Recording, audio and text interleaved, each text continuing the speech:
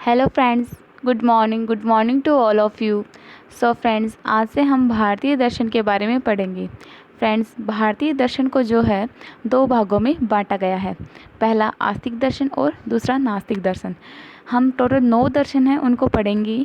Friends, video शुरू करने से पहले अभी तक आपने हमारे यूट्यूब चैनल मिशन स्टडी को सब्सक्राइब नहीं किया तो सब्सक्राइब कर लीजिए, लाइक एंड शेयर कीजिए and don't forget to press the bell icon. So friends, let's start video. आज हम पढ़ेंगे भारतीय दर्शन की विशेषताएं। टॉपिक है पहला, भारतीय दर्शन की विशेषताएं। भारतीय दर्शन की सामान्य विशेषताएं।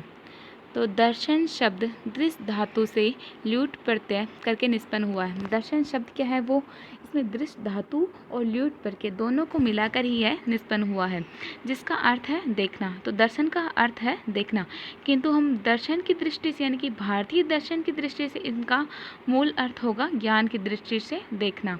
तो दर्शन शब्द दृश्य धातु से ल्यूट प्रत्यय करके निष्पन्न हुआ है, जिसका अर्थ है देखना, किंतु दर्शन की दृष्टि से इसका मूल अर्थ होगा ज्ञान की दृष्टि से देखना। अर्थात जब मनुष्य बुद्धि की सहायता से जीव एवं जगत के विषय में ज्ञान प्राप्त कर रहा लेता है तो वही दर्शन का विषय क्षेत्र माना गया है। अब दर्शन का विषय क्षेत्र किसे माना गया, तो जब मनुष्य बुद्धि की सहायता से यानी कि जो उनकी बुद्धि है मनुष्य की, उसकी सहायता से जीव एवं जगत के विषय में ज्ञान प्राप्त कर लेता है तो वही दर्शन का विषय क्षेत्र माना गया है। अतः दर्शन हमें दिव्य दृष्टि प्रदान करता है। भारतीय दर्शन परंपरा अत्यंत व्यापक है। यह 2 भागों में विभाजित की गई है।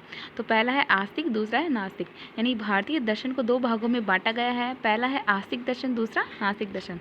आस्तिक और नास्तिक का विभाजन मुख्यतः वेदों पर आधारित है। यानी कि जो ये आस्तिक और नास्तिक का जो विभाजन है उसे हम पूरी तरह वेदों पर आधारित मान सकते हैं। जो दर्शन वेदों को प्रमाणित मानते हैं अथवा उनके सिद्धांतों में विश्वास रखते हैं वे आस्तिक दर्शन कहलाते हैं, तथा जो वेदों में विश्वास नहीं रखते अपितु वेदों की निंदा करते हैं वे नास्तिक दर्शन कहलाते हैं। मतलब वेदों के आधार पर इन्हें निर्धारित किया गया है। जो वेदों को मानते हैं, उनके सिद्धांतों में विश्वास रखते हैं, हम उन्हें आस्तिक दर्शन कह सकते हैं, तथा जो वेदों में विश्वास नहीं रखते, वेदों की निंदा करते हैं, हम उन्हें नास्तिक दर्शन कह सकते हैं। तो इसी आधार पर 6 आस्तिक दर्शन कहलाते हैं और 3 नास्तिक दर्शन कहलाते हैं। तो 6 आस्तिक दर्शन के अंतर्गत पहला दर्शन है न्यायी दर्शन, दूसरा वैशेषिक दर्शन, तीसरा शाक्य दर्शन जिसे हम सांख्य दर्शन भी कहते हैं, चौथा है योग दर्शन, पांचवा है वेदांत दर्शन, छठा है मीमांसा दर्शन।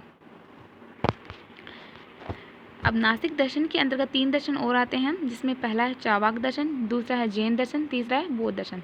तो आज हम बात करेंगे भारतीय दर्शन की विशेषताएं की। तो भारतीय दर्शन विश्वविख्यात है। यद्यपि भारतीय दर्शन में अनेक मतभेद मिलते हैं, किंतु फिर भी उनमें कुछ समान लक्षण दृष्टिगोचर होते हैं, जिन्हें हम सामान्य विशेषताएं कह सकते हैं। तो इनका संक्षिप्त विवरण इस प्रकार है।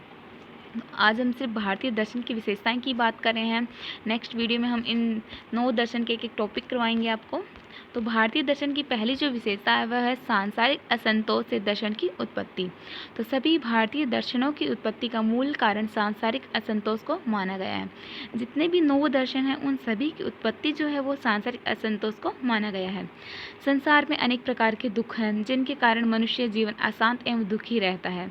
अतः उनसे मुक्ति के लिए दुख के कारणों का वर्णन कर उनके उपायों का विवेचन करना सभी दर्शनों का मुख्य विषय रहा है। अतः हम कह सकते हैं कि भारतीय दर्शन सांसारिक असंतोष के कारण उत्पन्न हुआ है, जिनका संबंध व्यवहारिक जीवन से है, न कि बौद्धिक जिज्ञासा से। दूसरी जो विशेषता है भारतीय दर्शन की वो है पुरुषार्थ साधना दर्शन का लक्ष्य। तो सभी भारतीय दर्शन यह मानते हैं कि मनुष्य का जीवन पुरुषार्थ साधना के लिए होता है। यानी मनुष्य का जो यह जीवन है वो पुरुषार्थ साधना के लिए होता है। 4 पुरुषार्थ बताए गए हैं, धर्म, अर्थ, कर्म और मोक्ष। तो वे यह प्रयास करते हैं कि मनुष्य जीवन को किसी भी प्रकार श्रेष्ठ बनाया जा सके।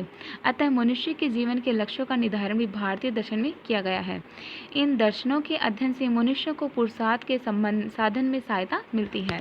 तो क्या होता है कि इन दर्शनों के जो अध्ययन से है उन्हें मनुष्य को पुरुषार्थ के साधना में सहायता मिलती है और जीवन का कल्याणकारी मार्ग भी प्रशस्त होता है।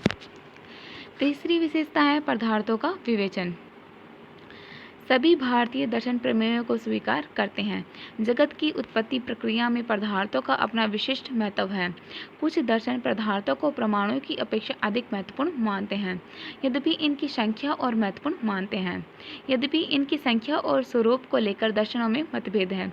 जैसे वेदांत दर्शनों की संख्या 2 अथवा 1 सांख्य दर्शन की संख्या 25 बताई गई है, न्याय दर्शन में 16, जबकि वैशेषिक दर्शनों में केवल 7 प्रमाणों को ही स्वीकार किया गया अथवा पदार्थों को स्वीकार किया गया। हम देख सकते हैं कि वेदांत दर्शन में पदार्थ में कितने माने गए हैं, 2 अथवा 1 माने गए हैं, सांख्य में 25 माने गए हैं, न्याय में 16 और वैशेषिक में 7 पदार्थ स्वीकार किए गए हैं। चौथी विशेषता है प्रमाणों का उल्लेख। तो प्रत्येक दर्शन में प्रमेय के ज्ञान के लिए प्रमाणों को स्वीकार किया गया है, यानी कि हमें प्रमेय के ज्ञान को प्राप्त करने के लिए प्रमाणों को स्वीकार करना ही है। तो उनमें स्पष्ट है कि बिना प्रमाण के प्रमेय की कोई उपयोगिता नहीं होती, अतः प्रमेय की अपेक्षा वे प्रमाणों को महत्वपूर्ण मानते हैं।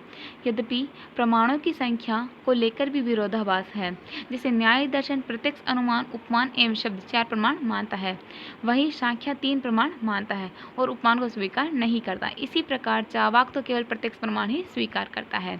अब इसमें प्रमाणों का उल्लेख हम पढ़ेंगे कि जैसे कि न्याय दर्शन है वो 4 प्रमाण को स्वीकार करता है, पहला प्रत्यक्ष प्रमाण, दूसरा अनुमान, तीसरा उपमान एवं चौथा शब्द प्रमाण। न्याय दर्शन ये 4 प्रमाणों को स्वीकार करता है। वहीं सांख्य दर्शन जो है वो 3 प्रमाणों को स्वीकार करता है, पहला प्रत्यक्ष, दूसरा अनुमान, तीसरा शब्द प्रमाण। इन 3 प्रमाणों को सांख्य दर्शन स्वीकार करता है, जबकि चावाक दर्शन केवल प्रत्यक्ष प्रमाण को ही स्वीकार करता है। पांचवी विशेषता है संसार की नश्वरता। तो सभी भारतीय दर्शन संसार को असत्य मानते हुए इसकी नश्वरता का उल्लेख करते हैं। यह संसार क्या है? यह असत्य है। दर्शनों का मानना है कि जगत एवं जगत के समस्त पदार्थ मिथ्या हैं अथवा झूठ हैं, जो अनंत नष्ट होने वाले हैं। अतः मनुष्यों को सांसारिक विषय वस्तुओं में आसक्ति नहीं रखनी चाहिए। तो संसार की नश्वरता के संबंध में दर्शनों का मत है कि सभी भारतीय दर्शन संसार को असत्य मानते हैं। इनकी नश्वरता का उल्लेख करते हुए कहते हैं कि जगत एवं जगत के समस्त पदार्थ मिथ्या हैं अथवा झूठ हैं, जो अंततः नष्ट हो जाते हैं। ये पदार्थ नष्ट हो जाएंगे अंततः, अतः मनुष्यों की सांसारिक विषय वस्तुओं में आसक्ति नहीं रहनी चाहिए। सातवीं विशेषता है जगत की नैतिक व्यवस्था में आस्था। तो भारतीय दर्शन की नैतिक व्यवस्था को स्वीकार करते हैं। उनका मानना है कि मनुष्य को अपने कर्म के अनुसार फल मिलता है, उसके अच्छे एवं बुरे कर्म सदैव उसे फल देते हैं और इन्हीं से मानव का स्वरूप निर्मित होता है। यही नैतिक व्यवस्था प्रत्येक दर्शन का आधार है। अतः सभी दर्शन मनुष्य को पूर्ण कर्म करने के लिए प्रेरित करते हैं। सातवीं विशेषता है कर्मवाद में विश्वास। तो भारतीय दर्शनों में कर्म की महत्ता निरूपित की गई है। कर्म का सिद्धांत शाश्वत नैतिक नियम पर आधारित है। कर्म का सिद्धांत किस पर आधारित है? तो कर्म का जो सिद्धांत है वह शाश्वत नैतिक नियम पर आधारित है। प्रत्येक दर्शन यह मानता है कि मनुष्य को निरंतर कर्म करते रहना चाहिए। कर्म शब्द 2 अर्थों से प्रयुक्त हुआ है। प्रथम, कर्म के नियम का बोध। मनुष्य निरंतर शुभ अशुभ कर्मों का संपादन करता है और उसी के अनुसार आत्मा भी शरीर को धारण करती है। कर्म से ही व्यक्ति का भाग्य निर्धारित होता है। आठवीं विशेषता है अज्ञान एवं बंधन। सभी दर्शन मानते हैं कि व्यक्ति अज्ञान के वशीभूत होकर ही सांसारिक बंधनों में बंधता है। यह संसार दुख एवं अंधकार से भरा हुआ है। तो दर्शन क्या मानते हैं कि यह जो संसार है वो दुख एवं अंधकार से भरा हुआ है और प्राय सभी प्राणी राग, द्वेष, मोह, माया, लाभ, हानि आदि के वशीभूत होकर ही सांसारिक विषयों को प्राप्त करने के लिए निरंतर कर्म करते रहते हैं। इन सब का मूल कारण अज्ञान है, अज्ञान रूपी प्रकृति। और जब तक अज्ञान का आवरण बना रहता है, व्यक्ति संसार रूपी बंधन में बंधा रहता है। पुनर्जन्म ग्रहण करना तथा सांसारिक दुखों को सहन करना ही प्राणियों के लिए बंधन है। इस प्रकार अज्ञान और बंधन परस्पर संबंधित हैं। अज्ञान को और बंधन को एक परस्पर संबंधित बताया गया है। सांसारिक अज्ञान एवं बंधन जो कि सभी दर्शन इसकी निंदा करते हैं। 9वीं विशेषता है निध्यासन एवं आत्मसंयम से अज्ञान का क्षय। तो अज्ञान के क्षय के लिए अथवा अज्ञान के पतन के लिए सभी दर्शनों में निध्यासन एवं आत्मसंयम की आवश्यकता प्रतिपादित की गई है।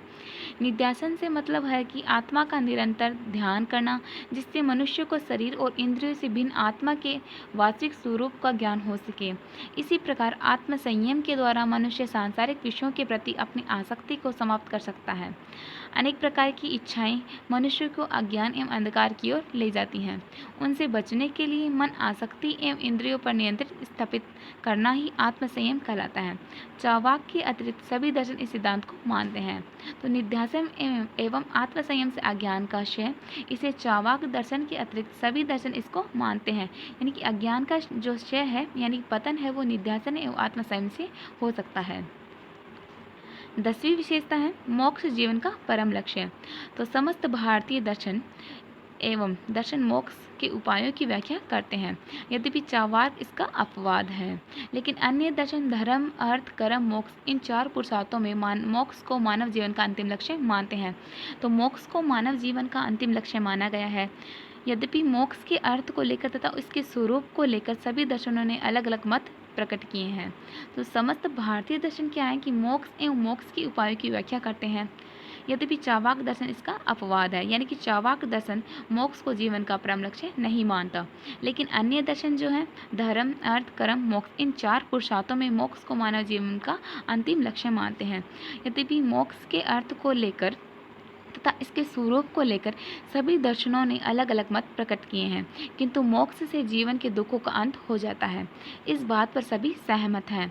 मोक्ष को मुक्ति, निर्वाण, कैवल्य आदि अनेक नामों से पुकारा जाता है। निर्वाण तो जैन धर्म में पुकारा जाता है, बौद्ध दर्शन में निर्वाण नाम से और जैन दर्शन में कैवल्य नाम से मोक्ष को पुकारा जाता है। साथ ही इसकी प्राप्ति के लिए सभी दर्शन अलग अलग उपाय प्रस्तुत करते हैं, जैसे अष्टांग योग, अष्टांग मार्ग, ब्रह्मा का ज्ञान तथा प्रकृति और पुरुष का विवेक आदि। 11वीं विशेषता है आत्मा के अस्तित्व में विश्वास। तो चार्वाक दर्शन के अतिरिक्त प्राय सभी भारतीय दर्शन आत्मा के अस्तित्व में विश्वास रखते हैं। आत्मा को सामान्य रूप से नित्य, शुद्ध और अविनाशी माना गया है। सभी दर्शन इसके अलग अलग नाम प्रस्तुत करते हैं।